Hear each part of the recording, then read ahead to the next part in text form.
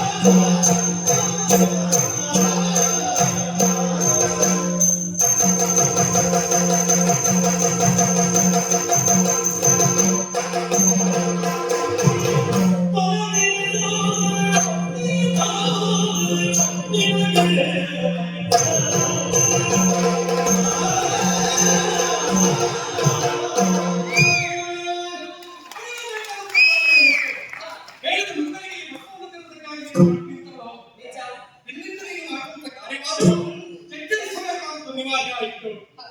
ಕೆಲವೊಂದು ಅವಸರದ ನಿರ್ಣಯವನ್ನು ತೆಗೆದುಕೊಂಡಾಗ ನಾವು ಮಾಡುವಂತ ಕಾರ್ಯದಲ್ಲಿ ನಾವು ಜಾಗರೂಕರಾಗಿರುವುದಿಲ್ಲ. ಯಾಕೆ ನಾವು ದಿನನಿತ್ಯ ಮಾಡುವ ಕಾರ್ಯ ಹೋಗ್ತದೆ, ಹಾಗೆ ಹೋಗ್ತದೆ. ಹಾಗೆ ಇವತ್ತು ಬಸ್ಸನ್ನು ತರುವುದರ ಬಳಿಕ ನಿನಗೆ ಎಚ್ಚರಿಕೆ ಸೂಚನೆ ಏನು ತರುವಂತಹ ಸ್ಮರಣೆ ಕಲ್ಮಶಗಳ ಉಂಟಾದರೆ ಅದನ್ನು ತೊಲಗಿಸಿ ನೀನು ಎದುರಬೇಕು. ಸರಿಯಾದಂತಹ ಕಾಲದಲ್ಲಿ ವಸ್ತುವನ್ನು ಲೇಪಿಸಿಕೊಂಡು ನಾನು ಭಕ್ತರ ಕೆರೆಯನ್ನು ಭಕ್ತರನ್ನು ಉತ್ತರಿಸುವಲ್ಲಿ ಮಾಡುತ್ತೇನೆ. ಯಾವುದೇ ಕಾರಣದಿಂದ ಅಜಾಗ್ರತೆಯಾಗಿ ನಡೆಯಬೇಡ. ಜಾಗ್ರತೆಯಿಂದ ಶೋಧಿಸಿ ಕಾರಿನ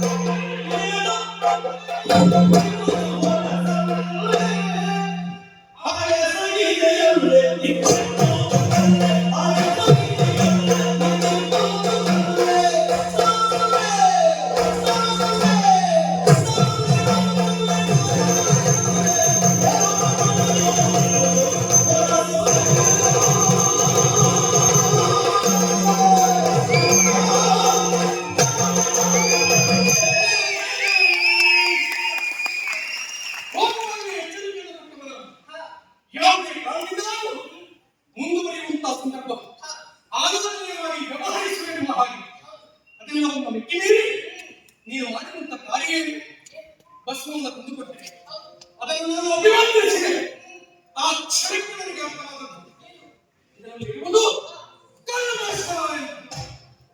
ಛೆ, ಹಾಳೆ ಸಿಕ್ಕಿದೆ. ಹೇಳಿದ್ದೇನೆ, ಯಾವುದೇ ಸಂದರ್ಭವಾಗಿ ನಾವು ಆಡಿದ ಮೇಲೆ ಅದನ್ನು ಪೂರೈಸಬೇಕಾದ ಕರ್ತವ್ಯ. ಅಭಿನಂದಿಸಿದಂತಹ ವಸುಮ ಇದನ್ನು ನಾನು ನೇಮಿಸಿಕೊಂಡಿರುತ್ತಾರೆ. ಹಾಗೂ ಪರಿಣಾಮಿಯನ್ನು ಕಲ್ಮಶ ಇರುವುದನ್ನು ನನ್ನ ದೇಹವನ್ನು ಸ್ಪರ್ಶಿಸಬೇಕಾದ ಅದರಿಂದ ಆದಂತ ಅನಾಹುತಗಳು ಬೇರೆ.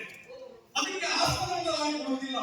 ಯಾಕೆ ಲೋಕದ ತಂದೆ ತಾಯಿಗಳು ಎಲ್ಲಿಯಾಗಿ ಕಲ್ಮಶವನ್ನ ದೇಹಕ್ಕೆ ನಾನು ಸ್ಪರ್ಶಿಸಿದಂತಾರೆ ಲೋಕವೇ ಅಲ್ಲೋಲಕಲ್ಲೋಲವಾಗಿ ಅದಕ್ಕೆ ಆಸ್ಪದವನ್ನು ಕೊಡಬಾರದು.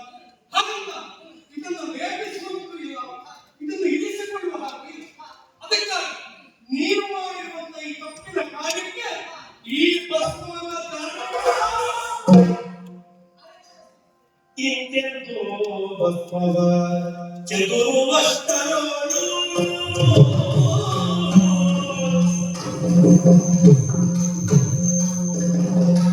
ಇಂತೆಂದು ಭಸ್ಮವ ಚದುರುವಷ್ಟರೋಳು ಕಾಯುತ್ತದೆ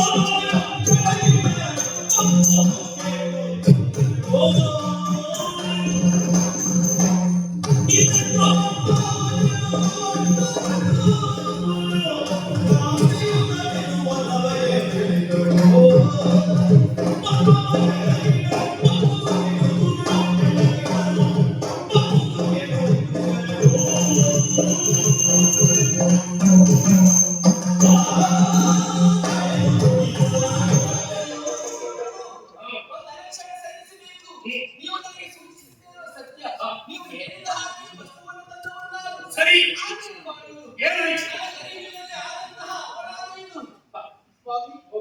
ಇದು ಅರಿತು ಮಾಡಿರುವಂತಾದರೆ ಅದು ಪ್ರಮಾದ, ಅದು ಅಪರಾಧ. ತಿಳಿಯದೇ ಮಾಡುತ್ತಿದ್ದರೆ ಪ್ರಮಾದ, ಇದು ತಿಳಿದು ಮಾಡಿರುವುದರಿಂದ ಅಪರಾಧ.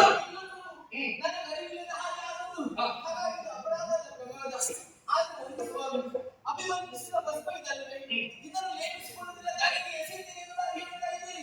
ಸ್ವಾಮಿ, ಜಗತ್ತಿನ ತಂದೆಯಾದಂತಹ ನೀವು ಯಾವ ಕಾರಣಕ್ಕೂ ತಪ್ಪಿರುವುದರವಲ್ಲ. ನನ್ನ ಮನಸ್ಸು ಹೇಳ್ತಾ ಉಂಟು, ಅಭಿಮಂತ್ರಿಸಿದ ಈ ಭಸ್ಮವನ್ನು ದಾರಿಗೆ ಎಸೆಯಬೇಕಾದ್ರೆ ಖಂಡಿತವಾಗಿ ನನ್ನ ಮುಂದೆ ಇರುವುದಕ್ಕಾಗ್ತದೆ. ನನ್ನ ಮಾತಿಗೆ ಕೇಳು. ನಿನ್ನ ಮಾತನ್ನು ಕೇಳಿ ಲೇಪಿಸಿಕೊಳ್ಳಬೇಕು.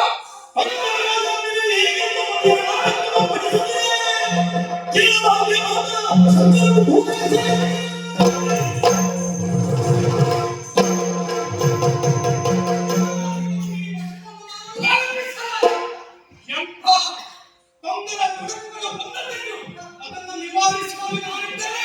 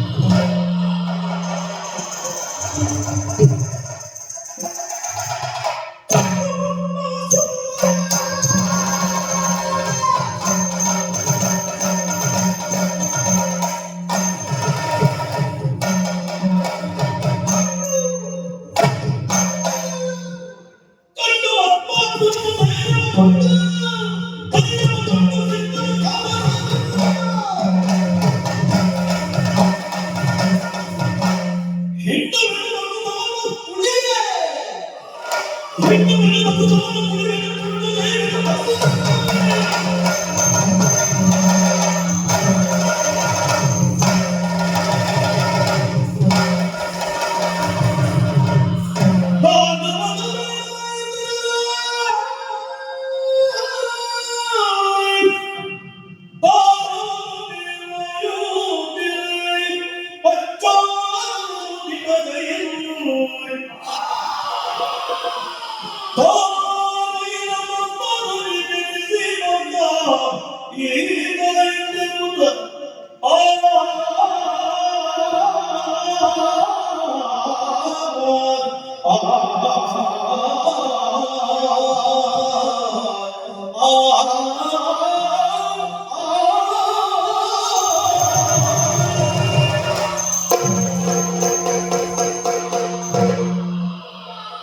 ನನಗೆ ಭಯವಾಗುತ್ತಾ ಉಂಟು.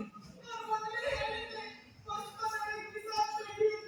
ನೋಡಿ ನನಗೆ ನಾನು ಒಂದು ಬಿಸಾಡುವ ಉದ್ದೇಶ ಏನು ಅನ್ನೋದನ್ನ ನಾನು ಹೇಳಿದ್ದೇನೆ. ನಾನು ನಿನಗೆ ಹೇಳಿದ್ದೇನೆ, ಕಲ್ಮಶವನ್ನು ತೊಲಗಿಸಿಕೊಂಡು ಬಾ ಅಂತ ಹೇಳಿ. ಇದಕ್ಕೆ ಮೂಲ ಕಾರಣ ನೀನು. ಅದು ನಾನು ಕೇಳಿಲ್ವಾ? ಏನು? ಬಿಸಾಡಲು ಬೇಡ ಕೇಳುವುದಾಗಿದೆ ಅಂತ ನೋಡಿ. ಯಾರು ಹೇಳ್ತಿದ್ದಾರೆ? ನೀವು ಬಂದಿರಿ ಯಾರು? ಆ ಬೊಬ್ಬೆಗೆ ಏನು ಹೇಳ್ತಾ ಇದ್ದ? ಆ ಬೊಬ್ಬೆ ಹಾಕಿದ್ದು ಯಾಕೆ ಅಂತ ನಾನು ಗೊತ್ತಾಗಿದೆ. ಯಾಕೆ? ಬಸಿ.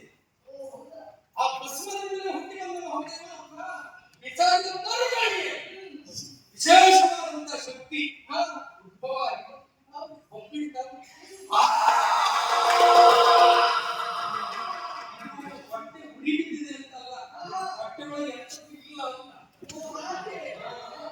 ಇಲ್ಲಿ ಬೇಕು ಅಂತಾಯ್ತು. ಉಳಿಸಲಾಗೆ. ಮೊದಲು ಆಹಾರ ಹೊಟ್ಟೆ ಒಳಗೆ ಬಿದ್ದ ಆಗ ಗೊತ್ತಾಗ್ತದೆ. ಅದಕ್ಕೆ ಬೇಗ ಹೊಟ್ಟೆಗೆ ಹಸಿವನ್ನು ನಿವಾರಿಸಿ.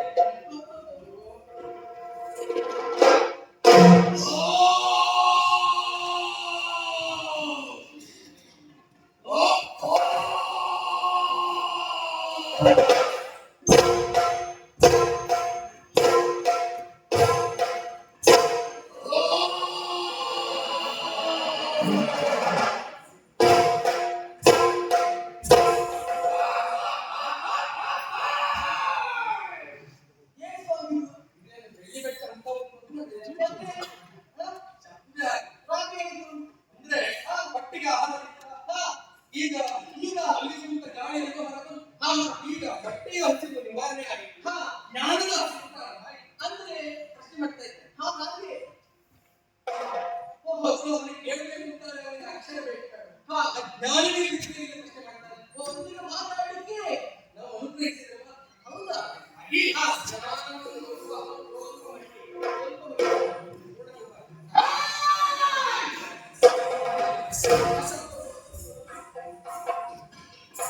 ಏನು ಪ್ರಾರಂಭ.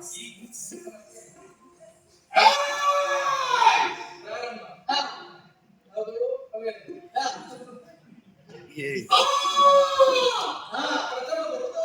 ಹಾ, ಈಗ ಬೇಡ. ಹಾ. ಓಡೆ.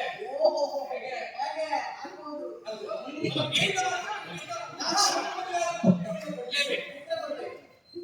ಅಯ್ಯ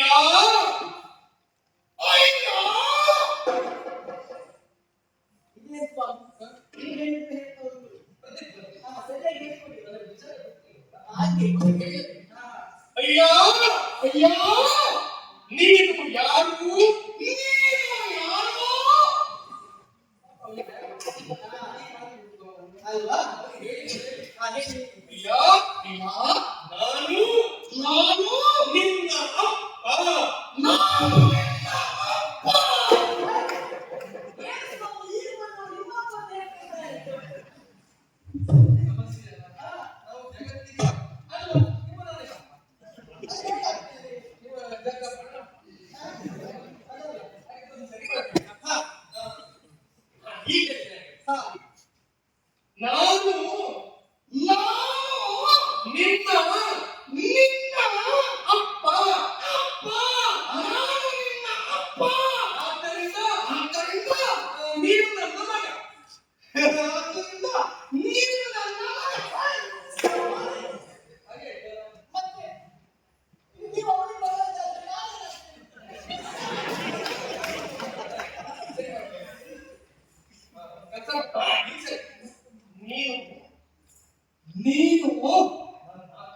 ನನ್ನ ಆದ್ದರಿಂದ ನಾನು ನಾನು ನಿನ್ನ ನಿನ್ನ ಮಗ. ಮಗ.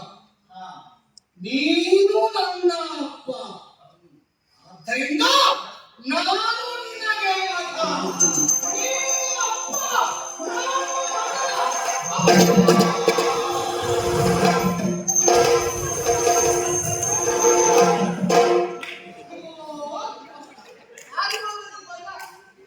ನೀನು ಅಪ್ಪ, ನಾನು ಮಗ. ಅಪ್ಪ ಮಗ, ಅಪ್ಪ ಮಗ,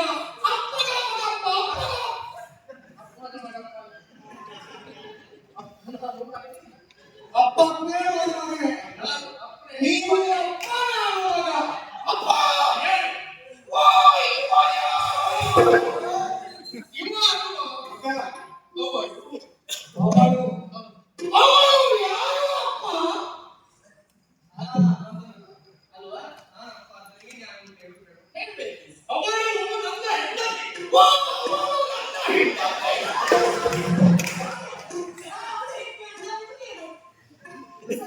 ಈಗ ಅವನು ಸರಿ ಮಾಡ್ಬೇಕಾ ನೀನ್ ಸರಿ ಮಾಡ್ಬೇಕಾ?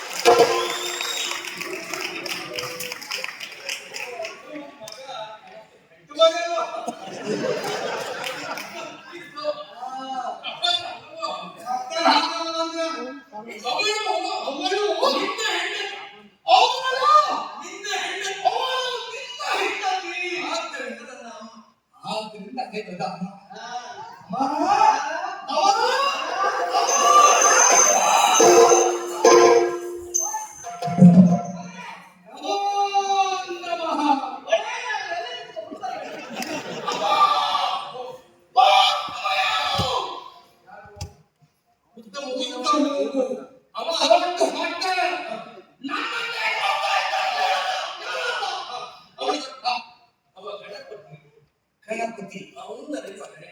ಅವನಿಗೆ ಮಗ. ನಿನಗಿಂತ ಹಿರಿಯವ ನಿನ್ನ ಅಣ್ಣ. ನನ್ನ ಅವ ನನಗೆ ಗಣಪನ. ಓ ಗಣಪನ! ಅಪ್ಪ! ಓ, ಆ, ಯಾರು?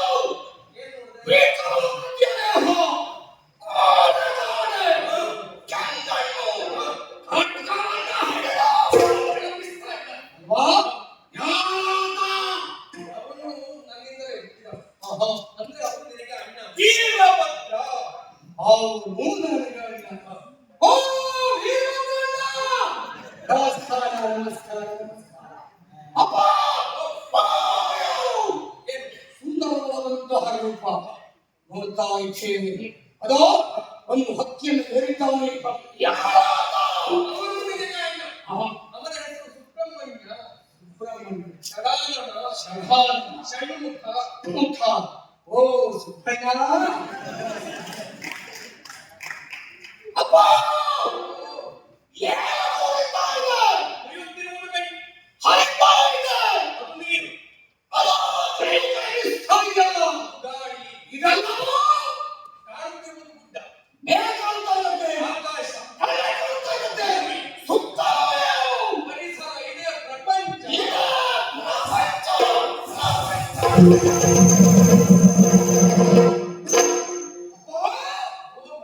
ಅವ ಗಣಪ, ಇವ ಸುಬ್ಬಣ್ಣ, ಅವ ವೀರಭದ್ರಣ್ಣ, ಇವರೆಲ್ಲ ಯಾರು? ಅವರೆಲ್ಲ ನನ್ನ ಮಕ್ಕಳು. ಸುತ್ತಮುತ್ತಲೆಲ್ಲ ಕಾಣುತ್ತಿರುವುದು ಅವನ ಗಣಗಳು. ಹಾಗಂದ ಗಣ ವ್ಯವಸ್ಥೆ ತಪ್ಪಿತು ಅಂತ ಆದ್ರೆ ಹರಣ ವ್ಯವಸ್ಥೆ ಸರಿಯಾಗಿ ಹಾಗಾಗಿ ಹರಣಗಣ ಅಂತ ಅಪ್ಪ ಕಾಲಿವುದಕ್ಕೆ ಎಲ್ಲವರಿಗೂ ಒಂದೊಂದು ಹೆಸರು ಉಂಟು. ನಾನಾಗಿ ಮಾತ್ರ ಹುಟ್ಟಿ ಬಂದವನು. ಪ್ರಪಂಚದ ಪ್ರಪಂಚ ಕಂಡವನು. ನನಗೊಂದು ಹೆಸರೇ ಅಪ್ಪಯ್ಯ. ಇದು ಪ್ರಶ್ನೆ ಅಂತ ಹೇಳಿ ನಾನು ಹೇಳಿದ್ರು ಮಾರ್ರೆ, ಅವನ ಹೆಸರು ಬೇಕು ಅಂತ ಹೇಳಿದ್ರಲ್ಲ, ಹೆಸರು ಬೇಕು ಹೌದು. ಅದು ಒಂದು ಹೊರಗಿಲ್ಲ ಹೆಸರಿಲ್ಲ ಅಲ್ವಾ, ಹೆಸರು ಬೇಕು ಅಂತ ಹೇಳ್ತಿದ್ದಾರೆ. ನೀವೊಂದು ಕೆಲಸ ನೀನೇ ಒಂದು ಹೆಸರಿದೆ ಅಲ್ವಾ, ಅದು ನೋಡುವುದಕ್ಕೆ ದಷ್ಟಪುಷ್ಟವಾಗಿದ್ದಾರೆ, ಇವನ ದೇಹಕ್ಕೆ ಒಪ್ಪುವ ಹಾಗೆ, ಆಮೇಲೆ ನಮಗೆ ಕರೆಯುವಾಗ ಬಾಯಿ ತುಂಬಿ ಬರ್ಬೇಕು ಅಲ್ವಾ. ಅದಾದ್ಮೇಲೆ ಗೊತ್ತಾದ್ರೆ ಗುಂಬಳವಾಗಿ ಸುತ್ತಬೇಕು.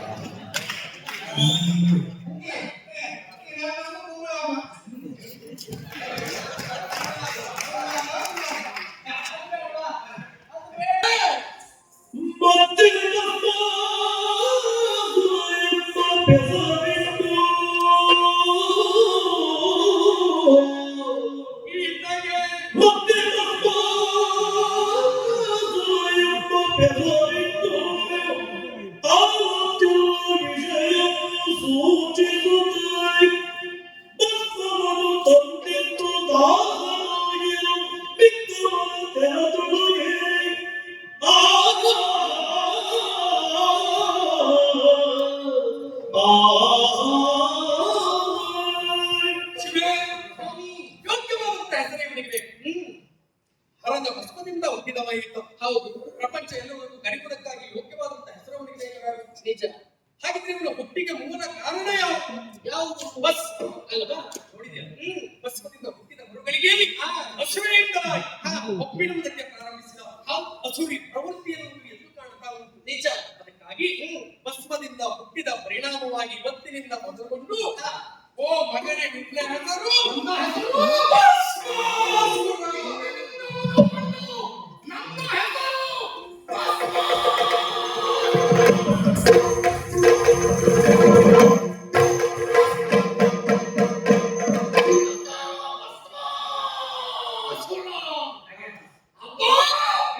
ಸಂತೋಷವಾಯಿತು. ಹೆಸರು ಭಸ್ಮಾಸುರ. ಹೆಸರಿಗೆ ತಕ್ಕ ಹಾಗೆ ನನ್ನ ಬದುಕಿನಲ್ಲಿ ಒಂದು ಕಾಯಕವನ್ನು ಬೇಕೇ ಬೇಕು. ನೋಡಿ ಆ ಕಡೆಯಲ್ಲಿ ಗಣಪಣ್ಣ ಏನು ಗಿಚ್ತಾ ಇದ್ದಾನೆ, ವೀರಭದ್ರಣ್ಣ ಏನೋ ಮಾಡ್ತಾ ಇದ್ದಾನೆ. ಅವರಿಗೆಲ್ಲ ಕಾಯಕ ನನ್ನ ಬದುಕಿನಲ್ಲಿ ನೋಡಿ ನೋಡಿ ಸ್ವಾಮಿ, ಎಷ್ಟು ಜನ ಸಿಗ್ತಾರೆ. ಇತ್ತೀಚಿನ ಕಾಲದಲ್ಲಂತೂ ಇಂಥದ್ದೊಂದು ಕೆಲಸ ಮಾಡಿ ಹೇಳಿದ್ರೆ ಸಾಕು, ಅಲ್ಲಿಗೆ ತಳಗುಡುವಷ್ಟೇ ಇದ್ದಾರೆ. ಅಪ್ಪಮ್ಮ ಮಾಡಿದ್ದಂತ ಆಸ್ತಿಯನ್ನು ತಮಗೆ ಬೇಕಾದಾಗ ಬಳಸಿಕೊಂಡು ಬದುಕನ್ನು ಸಾಗಿಸುವ ಅನೇಕರಿಂದ ಸ್ವಲ್ಪ ಹಿಂದಿಲ್ಲ ಮುಂದಿಲ್ಲ. ಮೊದಲು ಹುಟ್ಟಿದ ಮಕ್ಕಳು ಹೇಗಾದ್ರು ಗೊತ್ತಿಲ್ಲ. ಈಗ ತಾನೇ ಪ್ರಪಂಚದ ಬೆಳಕನ್ನು ಕಂಡಿದ್ದೇನೆ. ಹುಟ್ಟಿದ ಮರುಗಳಿಗೆ ಇವನಿಗೊಂದು ಕಾಯಕ ಬೇಕು ಅಂತ ಇದ್ದಲ್ಲ. ಒಟ್ಟಾರೆಯಾಗಿ ಊಟ ಮಾಡುವವನಲ್ಲ, ಬಿದೆ ತಿನ್ನಬೇಕೆನ್ನುವ ಆಸೆ.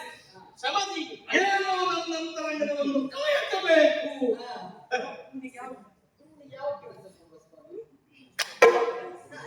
ಕೆಲಸ ಕೊಡ್ತೇನೆ. ಓ ನಿನಗೆ ಸರಿಯಾದಂತ ಕಾಯಕ ಬೇರೆ ಯಾವುದು? ಮತ್ತೆ ತ್ರಿಕಾಲದಲ್ಲಿ ನಾನು ಭಸ್ಮವನ್ನು ಲೇಪಿಸಿಕೊಳ್ಳುವ ಅದು ಯಾವ್ಯಾವ ಭಸ್ಮ? ಭೂಲೋಕದಲ್ಲಿ ನನ್ನ ಭಕ್ತರ ಚಿತಾಭಸ್ಮವನ್ನೇ ಲೇಪಿಸಿಕೊಳ್ಳುವ ಅದನ್ನೇ ಲೇಪಿಸಿಕೊಳ್ಳುವ. ಮೂರು ಭಕ್ತಿಗೂ ನನಗೆ ಭಸ್ಮವೇ. ಅದಕ್ಕಾಗಿ ಇಷ್ಟು ಕಾಲದವರೆಗಾಗಿ ನಿನ್ನ ಅಮ್ಮ ಈ ಕಾಯಕವನ್ನು ಮಾಡ್ತಾ ಇತ್ತು. ಅಂದರೂ ಉದ್ಯೋಗ ಅಮ್ಮನದ್ದಾಗಿತ್ತು.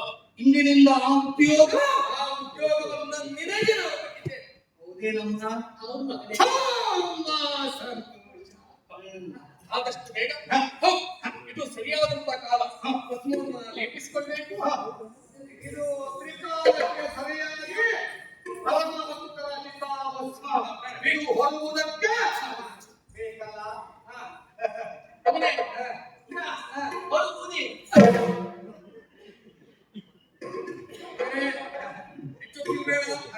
ಆದಷ್ಟು ಬೇಗ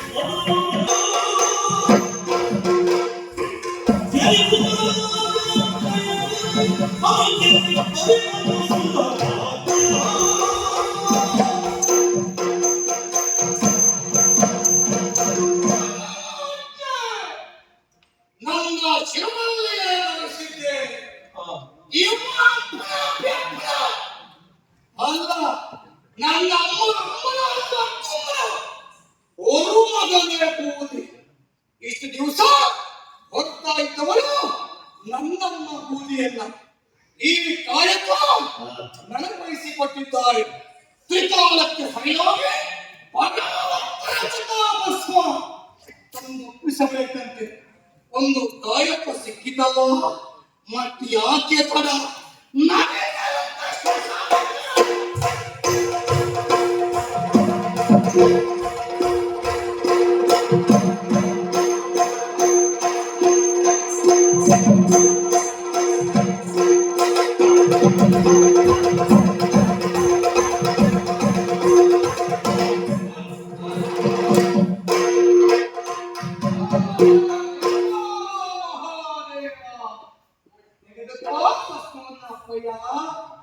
ಎಷ್ಟು ಪ್ರಾಮಾಣಿಕ ಹೇಳಿದ ಮರುಗಳಿಗೆ ಹಿಂದೂ ಮುಂದೆ ಆರೋಗ್ಯ ಮಾಡಿಲ್ಲ.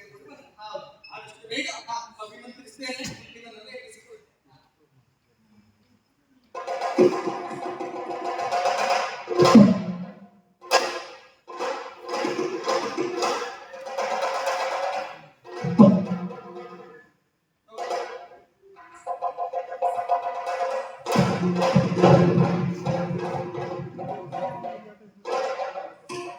ಸಾಕಾಗಿತ್ತಾ? ಸ್ವಲ್ಪ ಉಳಿದಿದೆ. ಅಯ್ಯೋ ಮಗ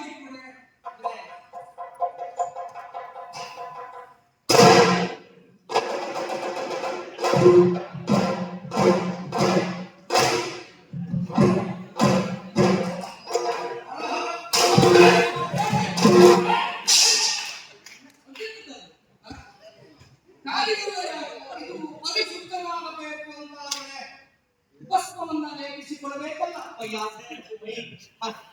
ನೀರು ನೀರು ಕಾಲಿಗೆ ನೀರು ಕಾಲಿಗೆ ನೀರು ಮೈಗೆ ಭಸ್ಮ ಮೈಗೆ ಭಸ್ಮ.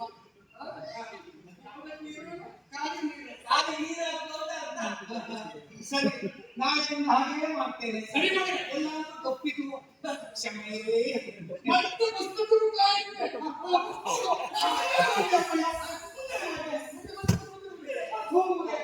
ಅಲ್ಲ ಹೋಗುವುದೇ ಸರಿ. ಏನಾದರೂ ಹೊಸಬೆ ಆಯ್ತು ಅಂತಾದ್ರೆ ಹೌದು ಮಕ್ಕಳಿಗೆ ಹಸಿವೆ ಈಜುವುದಕ್ಕೆ ಮುಂದಾಗಿ ಚಿಂತೆ ಮಾಡಬೇಡ. ಈಗ ಮರದಲ್ಲಿ ಕಲಿಯುವಂತಹ ಹಣ್ಣು ಇರ್ತದೆ, ಅದನ್ನು ನೋಡಿದ ತಕ್ಷಣ ತಿನ್ನುವ ಆಸೆಗೆ ಕಾಯುವಂತಾದ್ರೆ ಯಾವ ಕಾರಣಕ್ಕೂ ಮರಳಿಯ ಗಡಿತ ಹಣ್ಣನ್ನು ತಿನ್ನಬೇಡ. ಆಮೇಲೆ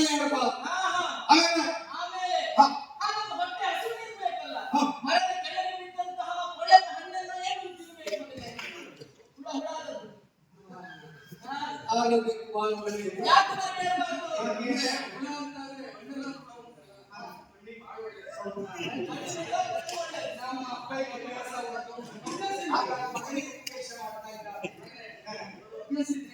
ಮಾಡಬೇಕು.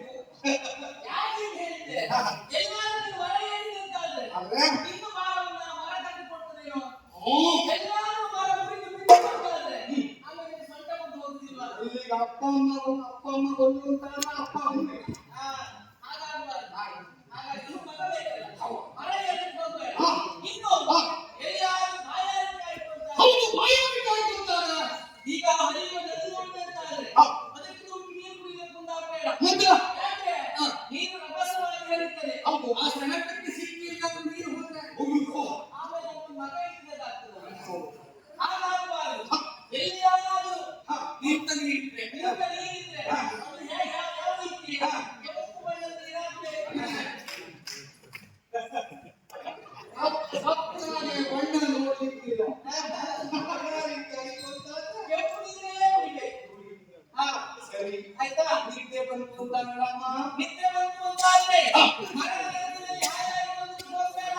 ಬಂಡೆ ಮೇಲೆ ಬಂಡೆ ಕೊಟ್ಟು ಹೋಗು. ಯಾಕೆ? ಎಲ್ಲಾದ್ರೂ ಮರದ ನೆರಳಿನಲ್ಲಿ ಮಲಗಿದೆ ಅಂತಾದ್ರೆ ನಿಮಗೆ ಎಚ್ಚರಿಕೆ ಆಗುದಿಲ್ಲ. ಅದೇ ಬಂಡೆಗೆ ಮಲೆ ಕೊಟ್ಟೆ ಅಂತಾದ್ರೆ ಸೂರ್ಯನ ರಶ್ಮಿಗೆ ಬಂಡೆ ಬಿಸಿ ಆಗ್ತದೆ. ಬಂಡೆ ಬಿಸಿ ಆಯ್ತು, ಬಂಡೆ ಬಿಸಿ ಆಗ್ತದೆ. ಬಂಡೆ ಬಿಸಿ ಆಯ್ತು, ನೀನೇ ನೋಡುವುದು ನಿಮಗೆ ಗೊತ್ತಾಗ್ತದೆ. ಈ ಬಂಡೆ ಬಿಸಿ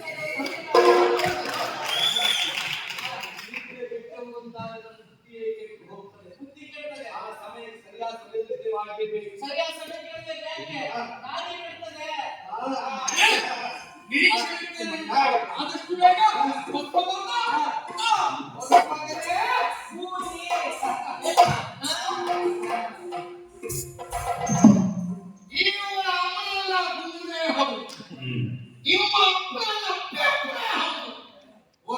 ಮಗನೇ ಬೂದಿ. ಬೂದಿ. ಓಹೋ, ಕಲಿತ ಹಣ್ಣದಂತೆ ಕೊಳೆತ ಹಣತಿರಬೇಕಂತೆ, ಬಂಡೆಯ ಕೊಲೆ ಕೊಟ್ಟುನಿಂದ ಮಾಡಬೇಕಂತೆ, ನಿತ್ತ ನೀರನ್ನು ಕುಡಿಯಬೇಕಂತೆ. ಅಪ್ಪ ನಿನ್ನ ಉಪದೇಶ ಹಾಗಾದ್ರೆ ಭಸ್ಮಬೇಕು, ಭಸ್ಮಬೇಕು.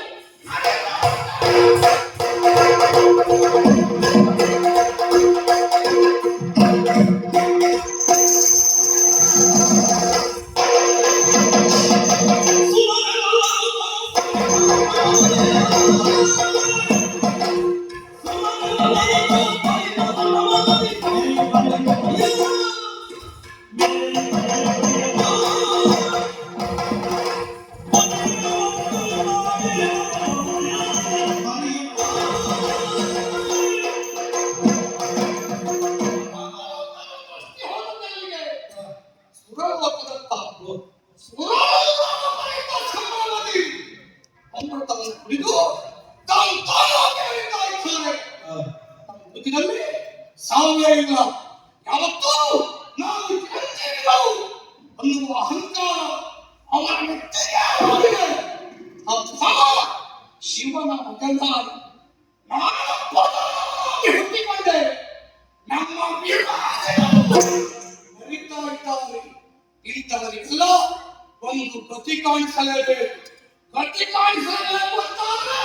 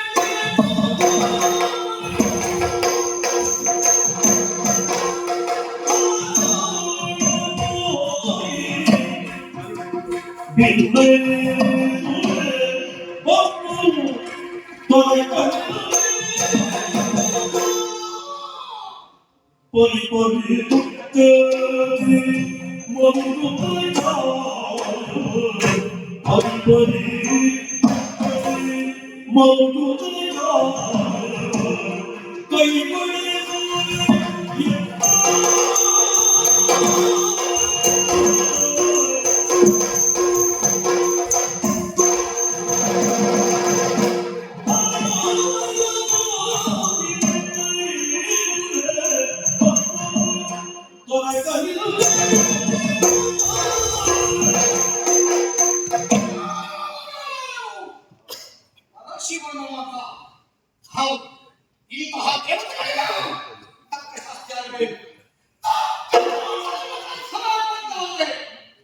ಒಂದಕ್ಕೆರಡು, ಎರಡಕ್ಕೆ ನಾಲ್ಕು, ನಾಲ್ಕಕ್ಕೆ ಎಂಟು, ಏಳಕ್ಕೆ ಸುಳ್ಳನ್ನು ಹೇಳಿ ಅಪ್ಪನಲ್ಲೇ ಈ ವಿಚಾರ ಒಪ್ಪಿಸಲೇಬೇಕು. ಅಂತವರಿಗೆ ರಾಜನಿಂದ ವಸ್ತುವಾವಸರ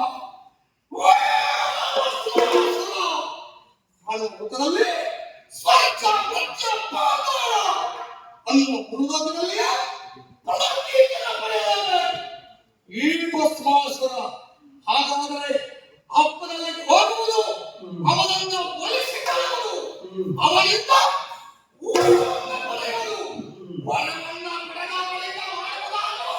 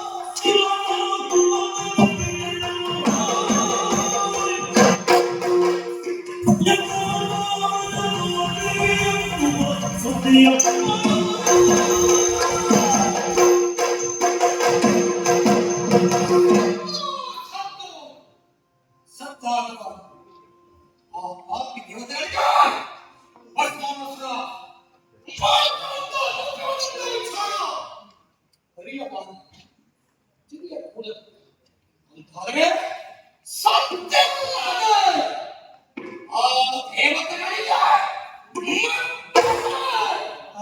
ಈ ಭಸ್ಮಾಸುರ ತಡಬೇಕು. ಕಾಲ ವಿಳಂಬ ಮಾಡಬಾರದು. ಆದಷ್ಟು ಬೇಗ ಅಳುತ್ತಾ ಹೋಗಿ ನನ್ನ ಮಕ್ಕಳನ್ನು ಕಾಣುತ್ತೇವೆ. ಆ ಶಿವ ಹೊಡೆಯುತ್ತಾನೆ.